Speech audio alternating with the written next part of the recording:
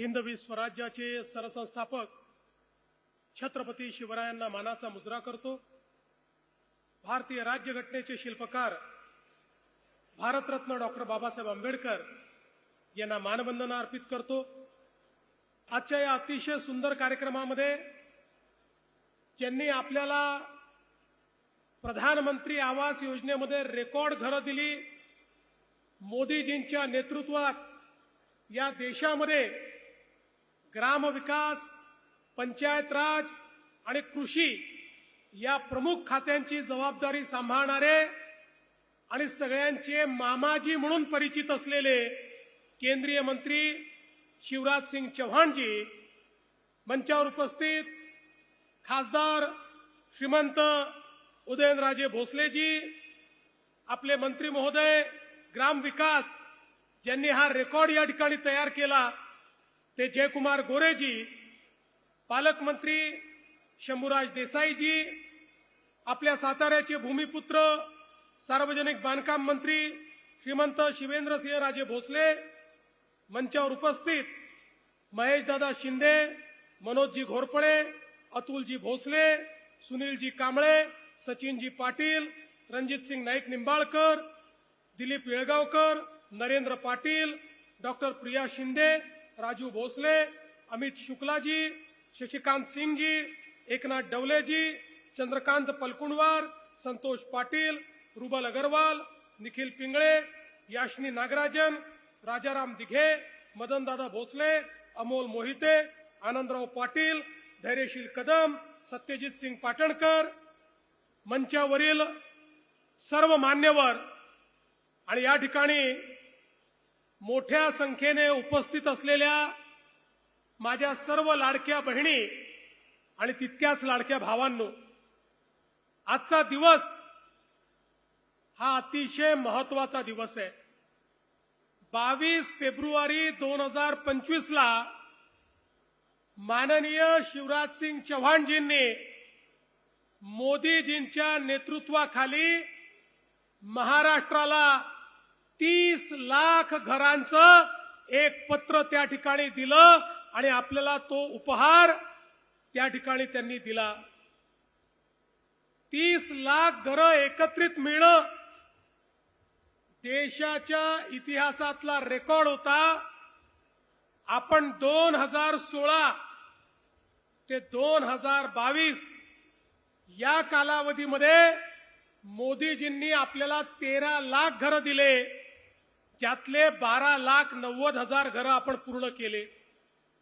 आणि त्यानंतर मोदीजींना आणि शिवराजजींना आम्ही विनंती केली, कारण 2017-18 साली आम्ही मोदीजींना विनंती केली होती की आपल्या यादीत अनेक बेघर लोक सुटले आहेत, कारण यादी 2011ला तयार झाली आहे। पुन्हा नव्याने पोर्टल उघडलं आणि नवीन 30 लाख लोक असे निघाले की जे कच्च्या घरामध्ये राहत होते, झोपडीत राहत होते। मी मोदीजींना शिवराजजींना म्हटलं की आता 30 लाख घरं अजून आम्हाला लागतील। मला अपेक्षा होती मागच्या वेळी 13 लाख घरं मिळाली, ती 7 वर्षात मिळाली, आता 15 लाख घरं मिळतील, 2-3 वर्षात मिळतील। पण शिवराजजींनी तर मला एक सुखद धक्का दिला आणि मला सांगितलं, देवेंद्र जी आप कार्यक्रम आयोजित करो, पूरे 30 लाख मकान आपको एक साथ मिलेंगे। एकत्रित 30 लाख घरं शिवराजजींनी आपल्याला दिली। आणि मी जयाभाऊंना, आमच्या डवले साहेबांना सांगितलं, जर त्यांनी आपल्याला रेकॉर्ड घरं दिली आहेत, आपल्यालाही रेकॉर्ड काम करावं लागेल।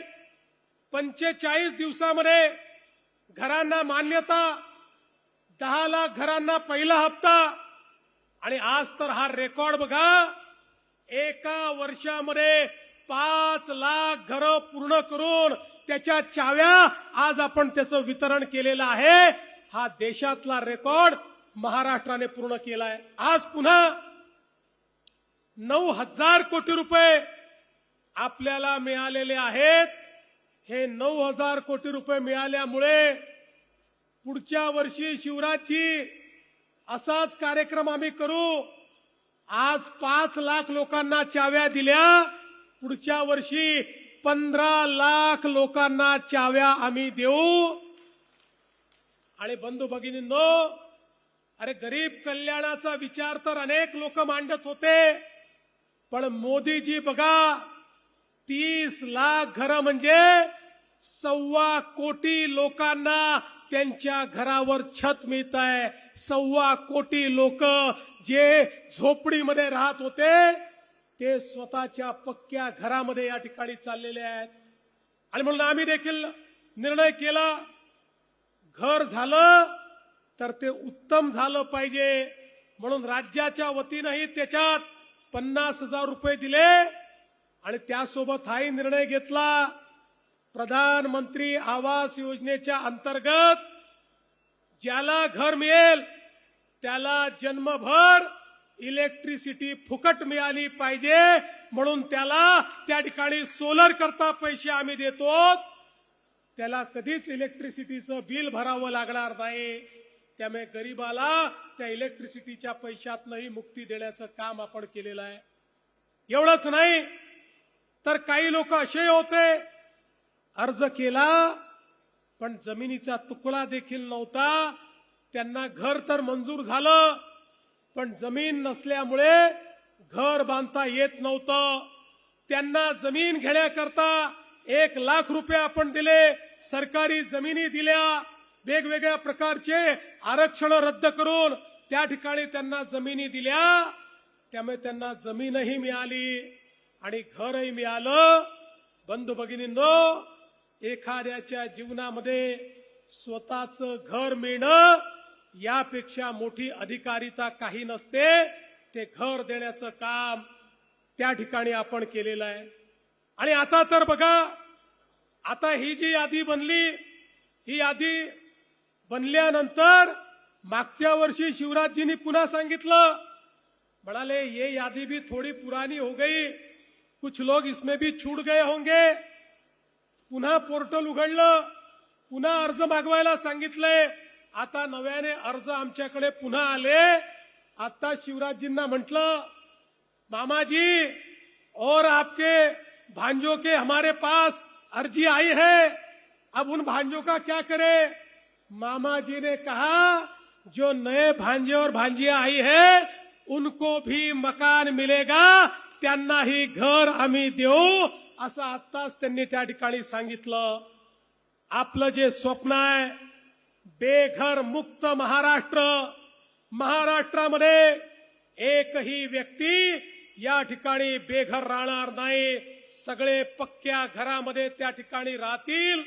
हे स्वप्न येत्या 5 वर्षामध्ये पूर्ण करायचं काम हे मोदीजींच्या नेतृत्वामध्ये आपण करतोय. आणि एवढंच नाही तर माननीय शिवराजजींनी ग्रामविकास मंत्रालयाच्या माध्यमातून ग्रामीण रस्त्यांकरता मोठा निधी दिला. आजही 123 कोटी रुपये वेगवेगळ्या रस्त्यांकरता आपल्याला ते देतायत. आणि वेगवेगळ्या योजनांच्या माध्यमातून अतिशय उत्तम काम या ठिकाणी चाललंय. ज्या लोकांनी प्रधानमंत्री आवास योजनेमध्ये उत्तम काम केलं, ते अधिकारी, ते जिल्हे, ते तालुके, ते गावं, ते विभाग, या सगळ्यांचं आपण अभिनंदन केलंय. पण मी विशेष अभिनंदन करू इच्छितो आमचे ग्रामविकास मंत्री जयकुमार गोरे यांचं, की ज्यांनी खऱ्या अर्थानं हे शिवधनुष्य पेललं. आणि त्यांच्या सोबत ग्रामविकास विभागाचे अप्पर मुख्य सचिव जे आता जलसंपदा विभागामध्ये गेलेले आहेत आणि आता पलकुंडवार नवीन सचिव आले आहेत. पण ग्रामविकास विभागाचे तत्कालीन सचिव किंवा कालपर्यंत जे सचिव होते असे एकनाथ डवले आणि त्यांच्या संपूर्ण टीमचं मी मनापासून अभिनंदन करतो. आता पलकुंडवार आपल्याकडे हे शिवधनुष्य आलेलं आहे, हे आता आपल्याला पेलायचं आहे. पुढच्या वर्षीचा कार्यक्रम आपल्या जबाबदारीवर आणि जयकुमार भाऊंच्या जबाबदारीवर या ठिकाणी आपण घेतलेला आहे. पण मला अतिशय आनंद आहे की राज्यात हा अतिशय सुंदर कार्यक्रम या ठिकाणी झाला.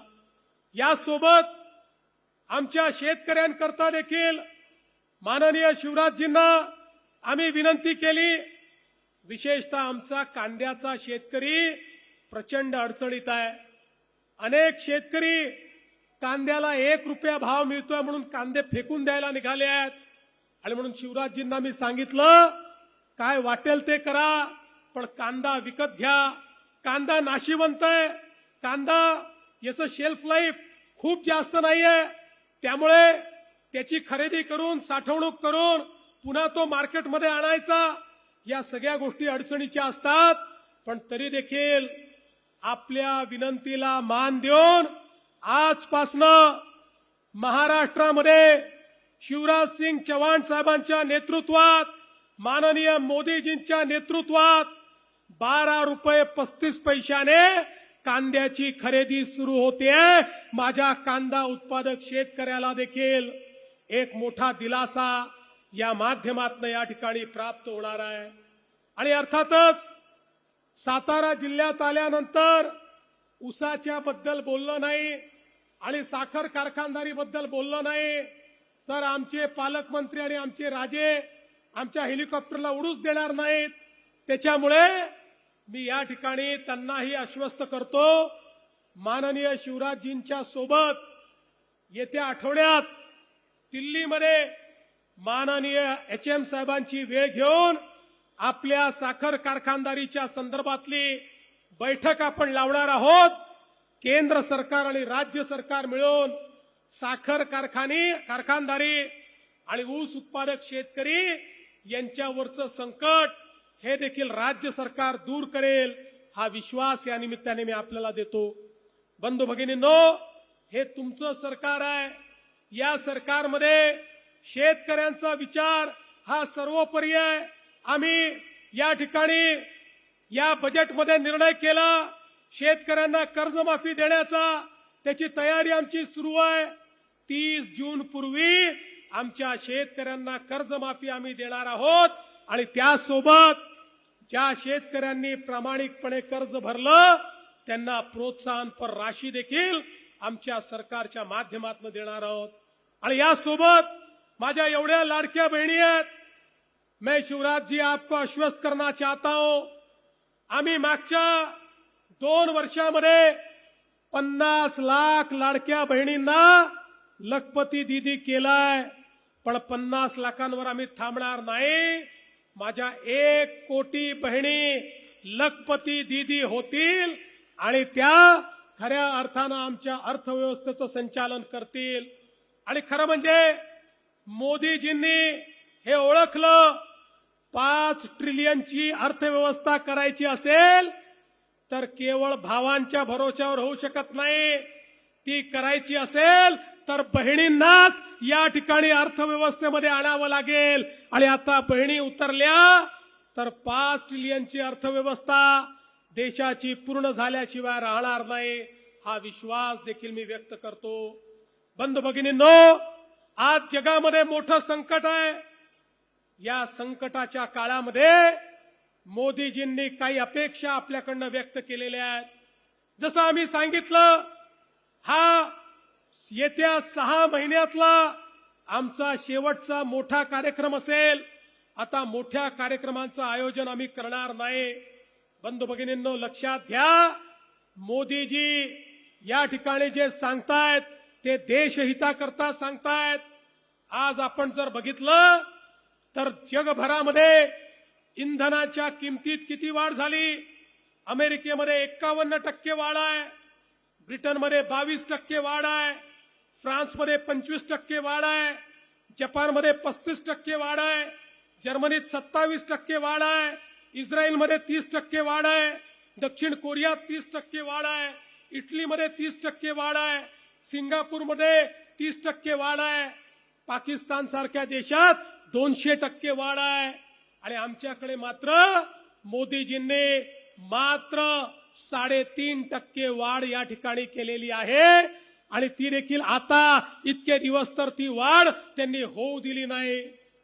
बंधू भगिनींनो, ज्यावेळी देश संकटामध्ये असतो, ज्यावेळी जगावर संकट असतं अशा काळामध्ये माननीय प्रधानमंत्री महोदयांनी जर काही अपेक्षा व्यक्त केल्या, आपापल्या परीने आपण त्या अपेक्षेकृत काम करणं ही आपली जबाबदारी आहे.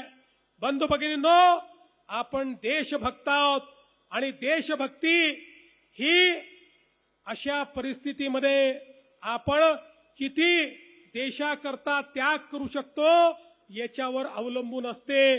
आणि फार मोठा त्याग हा काही मोदीजींनी अपेक्षितच केला नाही. या ठिकाणी परकीय चलन वाचवण्याकरता सोन्याची खरेदी नका करू, 6 महिने हे आपल्याला सांगितलेलं आहे. इंधन जेवढं वाचवता येईल तेवढं इंधन वाचवा हे आपल्याला सांगितलेलं आहे.